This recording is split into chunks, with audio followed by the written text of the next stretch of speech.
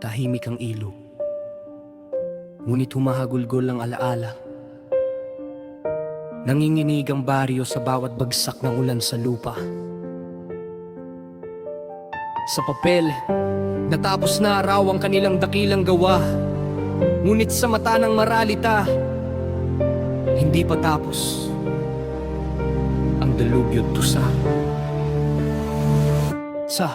Sa bawat pakat ng ulan, may kwentong pinagsamantalahan. Dugo at pawis ng bayan ni Nani ng kasakiman. Nakabarong, nakakotse, nakatawa sa bulwagan. Habang sa Pampang may batang kapit bubong sa ginigibang tahanan. Proyekto sa Pampang, sigaw ng tartot sa kalsada. Ngunit marupok ang pader bumibigay sa unang hagupit ng bagyong dumaraong sa gabi to umaga. Sa plano tuwid ang dike parang pangako sa kampanya. Sa tunay na Pampang puro bitak at sugat tulad ng konsensya nilang winasak ng kawalang hiya. Lagda rito, lagda roon, biglang naglalaho ang pondo. Sa ulat puno ng bakal sa Pampang putik ang mundo. Bulong sa bulwaga may luha sa bubong na tinatangay ng baha. Liwanag ng poste kumikisap parang pangakong laging nalalanta. Hindi na simpleng sigwa ng kalangitan. Ito'y bungang hinulma ng tao sa anyo ng kasalanan. Kung pananggalang dapat ang dike ng ating bayan, bakit buhay at tahanan namin ang laging iniaalay sa daluyong ng kapabayan? Itaas ang kamay, ito ang ating pahayag laban sa kalawang na kumakain sa pamalakan. Tubig ang saksi, bahang pruweba, nakabilan sa kalsadang kanilang nawawalang budhi at hiya. Kalawang sa bakal, kalawang sa batas, kalawang sa puso ng may hawak ng lakas. Sa bawat patak ng ulan, lumalabas ang katotohanan. Unti-unting inuubos ng kalawang ang haligi ng sambayanan. Masdan ang batang nasa bubong kumakaway sa langit. Hinahabol ng malamig na alo na kanyang munting tinig.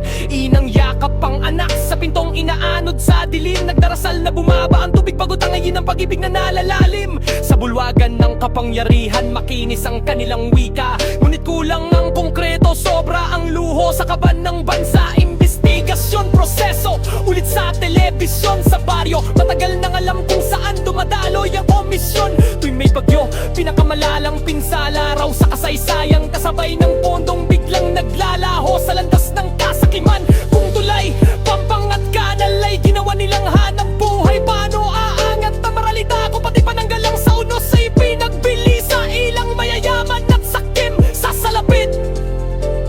Lakas para sa obrerong di makalabas ng bahay. Sinakop ng tubig ang daan. Sa magtatahong nalunod ang puhunan. Sa gabing ulang walang habag at laman. Para sa super na naipit sa gitna ng rumaragas ang agos. Habang sa balita may laso at iti sa mukha ng nagpasimuno ng pagkalunos. Para sa magsasakang inanod ang buong taniman sa putikan. Para sa pamilyang parang binura sa mapa ng sariling bayan. Hindi pwedeng kalikasan lang ang laging sisisihin. Kung sa likod ng trahedya may pirma ng taong dapat papanagutin. Ito ang talatang hindi nananakot kundi naniningil ng totoo. Pumupunit sa tabing na matagal na nilang iginuhit sa ating mga noo. Sa tinig na ito, sinusundan ko ang bakas na kalawang bawat pantig ulat ng pagbusisi sa kanilang padarambong at kawalang dangal. Kung sa batas malinaw ang dapat nakaparusahan, bakit sa tunay na buhay sila pa ang nasa piging at kalayawan? Habang ang biktima nagbibilang ng utang, sugat at pagkawas, at sila nagbibilang ng tubo sa kontratang baluktot. Nilalamon ang bayan ng walang pakundangan sa bawat hakbang. Ayaw naming bayang tuwing may ulap ay kaba na sa dibdib. Na bawat kulog ay alaala na pangarap na di na masisilip. Mais naming ilog na muling minamahal. Daluyang malinis, hindi daluyong ng pagkawasak at pasaning mapanlinlang.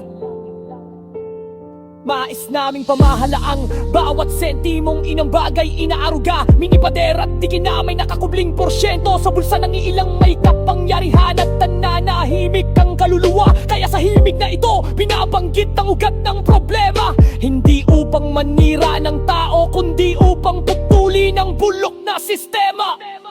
Itaas ang kamay, ito ang ating pahayag laban sa kalawang